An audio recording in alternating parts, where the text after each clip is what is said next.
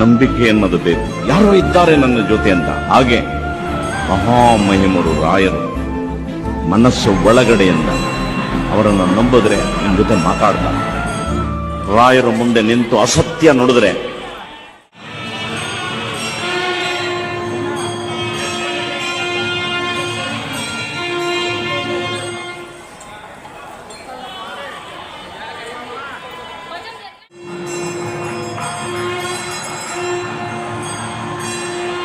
ದುರತ್ಯಯೋಪಪ್ಲವ ಸಿಂಧು ಸೇತು.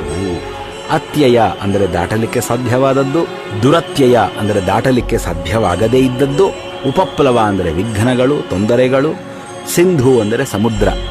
ದಾಟಲಿಕ್ಕಾಗದಂತಹ ಕಷ್ಟಗಳ ಸಮುದ್ರವನ್ನ, ವಿಘ್ನಗಳ ಸಮುದ್ರವನ್ನ ದಾಟಿಸುವ ಸೇತುವೆ ನಮ್ಮ ರಾಘವೇಂದ್ರ ಸ್ವಾಮಿಗಳವರು. ನಾವು ನಡ್ಕೊಂಡು ಹೋಗ್ತಾ ಇದ್ದೇವೆ, ನಮ್ಮ ಮುಂದೆ ಸಮುದ್ರ ಇದೆ ಅಂದ್ರೆ ಅದನ್ನು ದಾಟಿ ಹೋಗ್ಲಿಕ್ಕೆ ಸಾಧ್ಯವಿಲ್ಲ. ಆದರೆ ಅದಕ್ಕೊಂದು ಸೇತುವೆ ಇದೆ ಅಂದ್ರೆ ದಾಟಿ ಹೋಗಬಹುದು.